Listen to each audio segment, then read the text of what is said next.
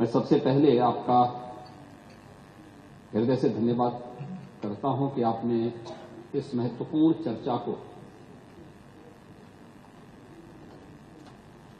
देश की सबसे बड़ी आबादी के राज्य में सबसे बड़ी असेंबली में इस चर्चा को यहां पर संकल्प पत्र के रूप में रखने के लिए इस सदन को तैयार किया। मैं आभारी हूं उन सभी माननीय सदस्यों का, सत्ता पक्ष के भी और विरोधी पक्ष के भी, जिन्होंने इस पूरी चर्चा में भाग लिया।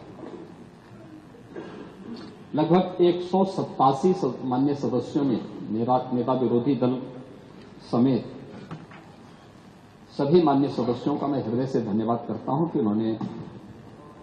बहुत रुचिपूर्ण तरीके से इस पूरी चर्चा की गंभीरता के साथ साथ इसे रोचक भी बनाया और सचमुच लोकतंत्र का मंच इसी गरिमापूर्ण तरीके से लोकतंत्र को इसी प्रकार से पुष्ट करता हुआ आगे बढ़ेगा जो पिछले 24 घंटे के अंदर हम लोग यहां पर सदन में और पूरा प्रदेश और पूरा देश यहां पर उठे हुए मुद्दों की ओर बड़े ध्यान से देख रहा है और सुन रहा है। हो सकता है अपनी अपनी दृष्टि और अपने अपने दृष्टिकोण की बात होती है, लेकिन 187 माननीय सदस्यों का, और मैं मानता हूं कि ज्यादातर माननीय सदस्य इस पूरी चर्चा में अपने अभिभाषण को और अपने विजन को रखना चाहते थे, लेकिन समय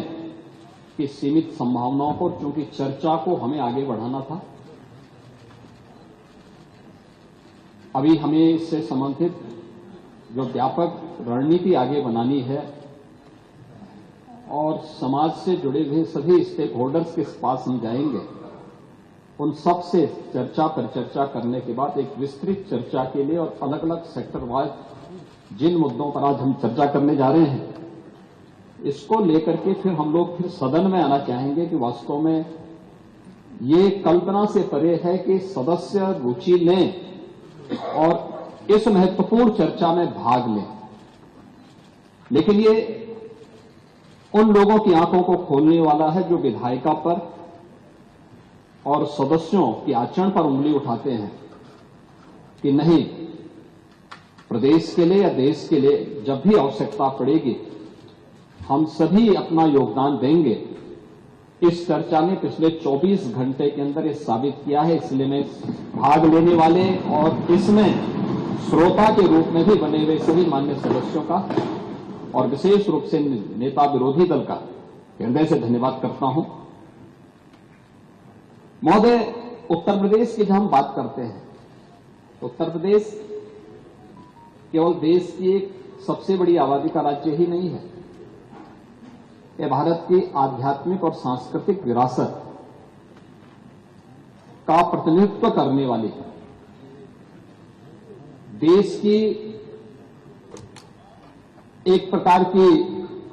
ऊर्जा का केंद्र बिंदु भी है। भारत की ऊर्जा का केंद्र बिंदु है जो भारत की आध्यात्मिक और सांस्कृतिक नेतृत्व को अपने यहां से प्राचीन काल से देता रहा है। और इसीलिए जब ग्लोबल इन्वेस्टर समिट में यहां लखनऊ में 2023 में उसके उद्घाटन